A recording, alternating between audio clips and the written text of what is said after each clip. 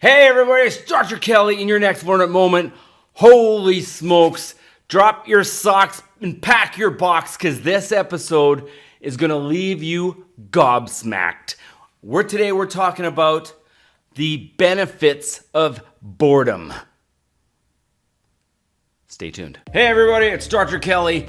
I used to be a teacher in the toughest classrooms in the worst neighborhoods with the most difficult students. And what I learned there changed everything I thought I knew about content creation and delivery. Over the past 25 years, I've taught thousands of students, both in person and online. And what I can tell you is that effective online engagement is the hardest thing you'll ever do without guidance. So I've dedicated this channel to showing people exactly how to capture attention, hold engagement, and create transformation. Every single part of it. I love learning, I love teaching and making an impact, and that's all you're gonna find right here. All right, here we go. Why the heck would you ever want to be bored? Well, turns out there's more to boredom than meets the eye. You see, we live in a society that is very, very much, attention deficit disorder-y, kinda like where we like to have shiny new things all the time.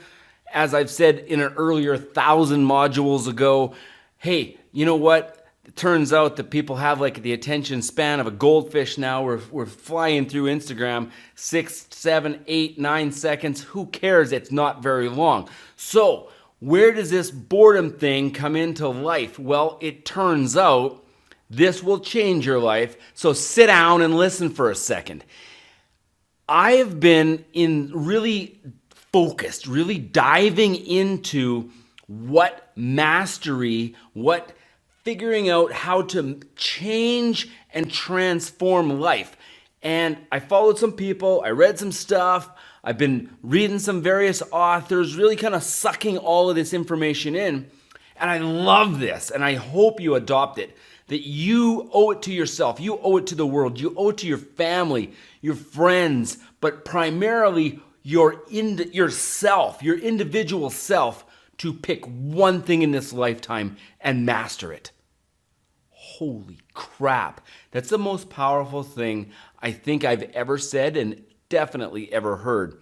You owe it to yourself in this lifetime to pick one thing. And I do not get held up on what that thing is. And that's where things get interesting. It doesn't matter what the thing is. It doesn't matter if it's a golf swing. It doesn't matter if it's poker.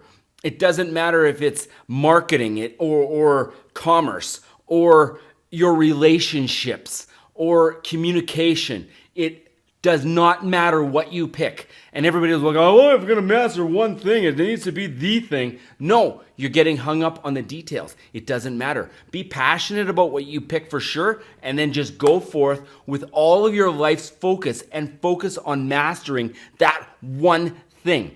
Because that one thing can change everything.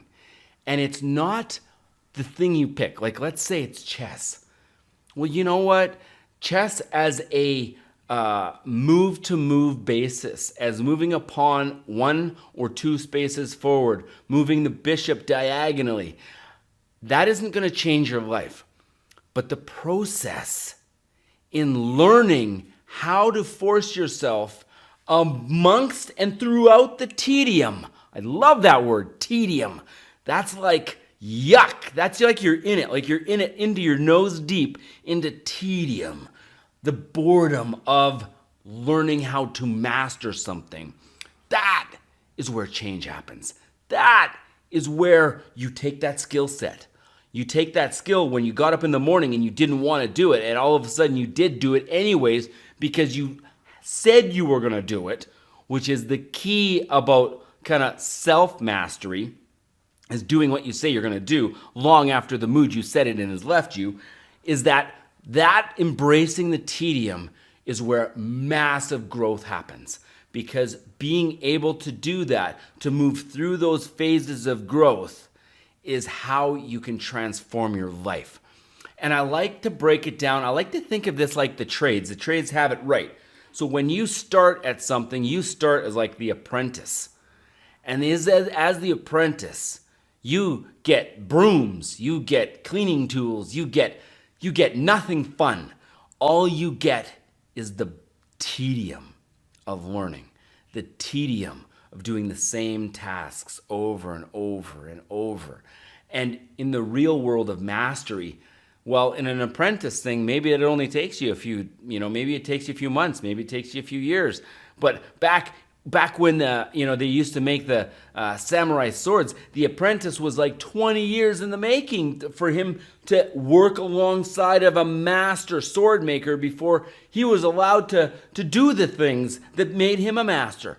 So then if you think in that realm, that's why they don't make those kind of swords by hand the same anymore, because there's so few people out there that are able to master a skill set, willing to put in the time, work through the tedium to come out the other side a master. But hold it, there's a step in between.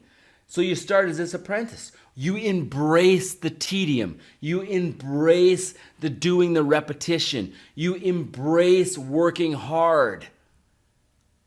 And then you move more to where you work out on your own, kind of like a journeyman, where you start out on your own and you take on jobs and you get into that new world where you're expanding on your own.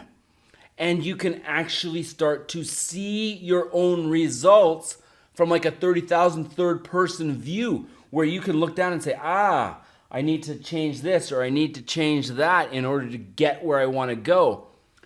The results, the road to mastery, is not an overnight process.